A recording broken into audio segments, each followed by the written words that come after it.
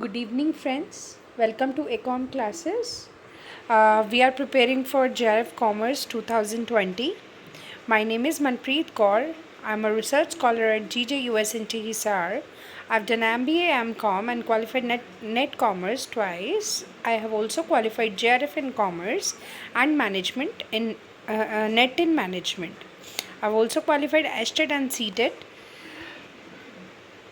By this video, I want to give you a strategy through which you can check the direction of your preparations for the exam, because जब आप time to time अपनी preparations को check करते हैं तो आपको पता लगता है कि कहाँ अभी गैप है एंड कौन सा पोर्शन अभी मेरा बाकी है जहाँ मुझे प्रिपरेशन करनी है।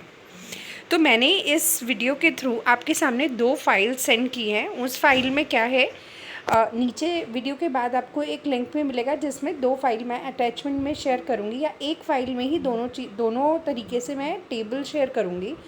अब ये टेबल किस बारे में है, देखो। अब 2 तरीके से टेबल बना सकते हो।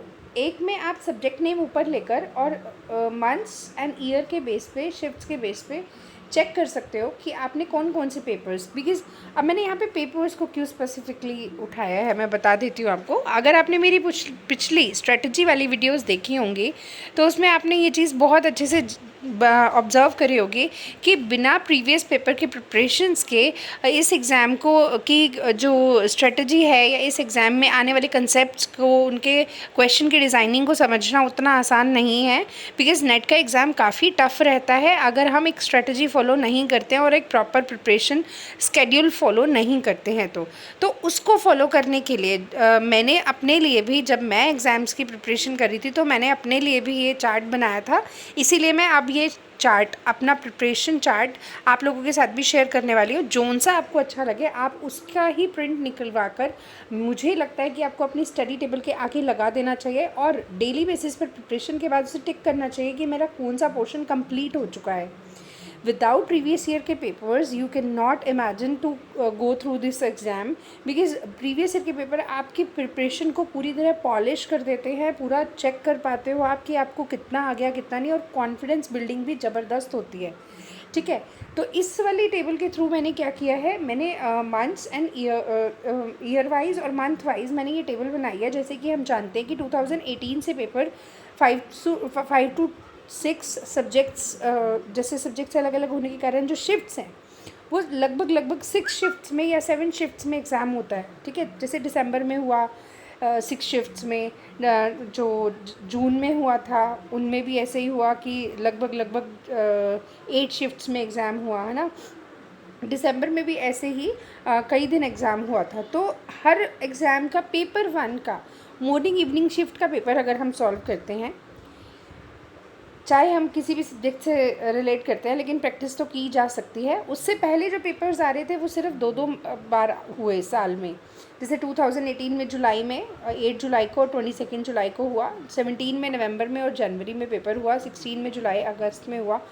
तो इस तरीके से मैंने ये नोट डाउन किया है। अभी इससे क्या होगा कि जब आप इसे अपनी स्टडी टेबल के आगे, 2 तरीके हैं, या तो आप अपने सब्जेक्ट की जो लिस्ट बनाते हैं,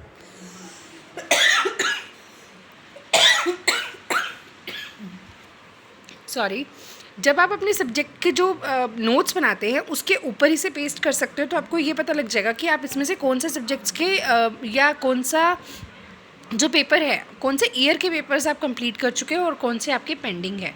ठीक है, इससे तो आप क्या कर सकते हो, हर सब्जेक्ट का अलग अलग एक शीट बना के जो उस सब्जेक्ट के प्रिपरेशन पेपर्स हैं उसके ऊपर लगा सकते हो। ठीक है, लेकिन ये वाला जो स्ट्रेटजी है, जो ये वाली टेबल है, ये आपको हेल्प करेगी। एक ही पेपर आप अपने डेस्क के आगे चिपकाओ, अपनी स्टडी टेबल के आगे चिपकाओ और आप उसमें डेली बेसिस पर टिक लगाते रहो कि टीचिंग मैंने कितना कर लिया, रिसर्च मैंने कितना कर लिया, कम्युनिकेशन में मैंने 2019 का पेपर कर लिया या नहीं, कॉम्प्रिहेंशन मैंने अटैम्प्ट कर लिया या नहीं। ऐसे ही DI, ICT, higher, people development and environment और मैथ्स एंड लॉजिकल रीजनिंग। तो ये जो ईयर्स हैं अलग अलग, आप चाहो तो जो फाइल मैं भेजने वाली हूँ उसमें भी आप टिक लगा सकते हो, तो वो फाइल आप उसी का ही प्रिंट निकलवा सकते हो, या खुद से भी ऐसी एक फ़ाइल बना सकते हो जो आप अपनी स्टडी टेबल के आगे लगा दो, प्लस में अपने नोट्स के आगे। ये वाली मैं सजेस्ट करूँगी, मेरा पर्सनल जो एक्सपीरियंस है उसके थ्रू मैं ये सजेस्ट करूँगी आपको कि जो टीचिंग एप्टीट्यूड, जैसे जो सब्जेक्ट वाइज जो है टेबल, इसके अंदर आप लोगों को अपने सब्जेक्ट्स के ऊपर लगाना चाहिए। जो क्रिस्पी नोट्स आप बनाओगे ना उसके ऊपर कि आपने क्या कर लिया और क्या नहीं, ठीक है। और जो ये वाली टेबल्स हैं दोनों पूरे 10 सब्जेक्ट्स की, ये आपको अपनी स्टडी टेबल के आगे और लैंडस्केप फॉर्म में, मतलब इसी के ही आगे, जैसे ये चल रहे हैं ये सब्जेक्ट ऐसे ही आगे आपका आ जाए।